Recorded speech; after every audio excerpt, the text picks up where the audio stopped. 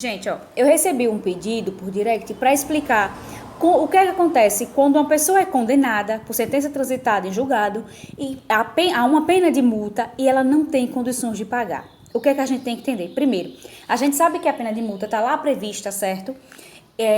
Em Código Penal, na LEP também, entre outras leis. E a gente sabe que a pena de multa ela pode ser aplicada cumulativamente com a pena restritiva de liberdade ou uma pena restritiva de direito, a pena privativa de liberdade ou restritiva de direito, ou ela também pode ser aplicada isoladamente, ou seja, só ela. E o que acontece?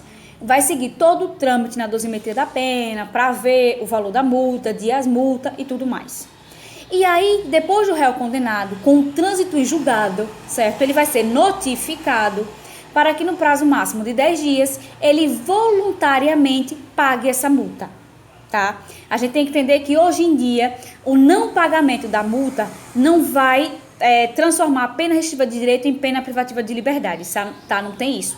Como também não impede a extinção da punibilidade, o não pagamento da pena de multa, certo? Ela não impede, nem converte em privativa de liberdade, nem impede que se extinga a punibilidade caso ele venha a cumprir a outra pena lá, restritiva de direito ou privativa de liberdade, certo? Não impede.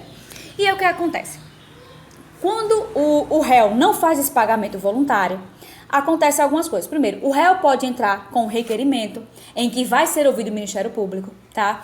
Para pedir que ele possa pagar mensalmente valores iguais e sucessivos, certo? Valores mensais, porque ele não tem condições de pagar todo o valor total de uma vez, certo? O Ministério Público vai ouvir, ele vai ter que demonstrar por os meios, por exemplo, que ele não ganha o suficiente para aquilo ali, ou que ele vai tentar, ele só consegue pagar tal valor por mês, o Ministério Público vai se manifestar e o juiz pode aceitar essa divisão mensal, querendo ou não.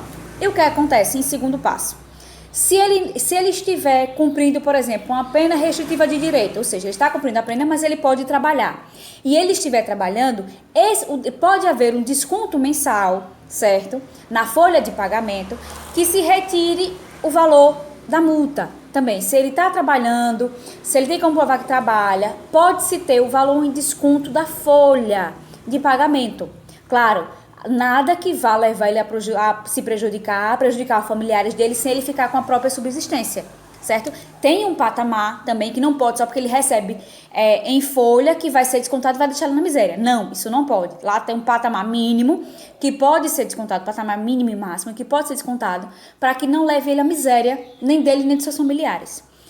O juiz pode isentar? Olha, há uma discussão muito grande sobre quando o condenado não tem condições nenhuma de pagar, do juiz isentar. Só que a doutrina e a jurisprudência, principalmente a jurisprudência, entende que não pode isentar de forma alguma, certo?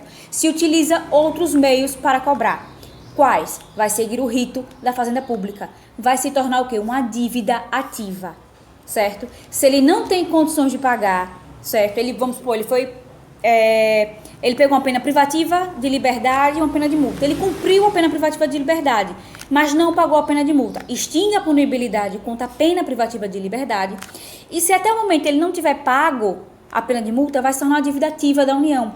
A Fazenda Pública vai entrar com todos os trâmites legais, certo? Para reaver esse valor, para tentar cobrar e tentar ter esse valor de toda forma, certo? E aí vai vir a execução, bens, dinheiro em conta, a gente sabe todo aquele procedimento de execução fiscal de cobrança, certo? Mas não dá para isentar de forma nenhuma. Agora, claro, a gente sabe que vai cair na questão da prescrição. Tem prescrição para pena de multa também. Então, primeiro, não tem como isentar, certo? Por mais precária que seja a situação, não se isenta, ok? Não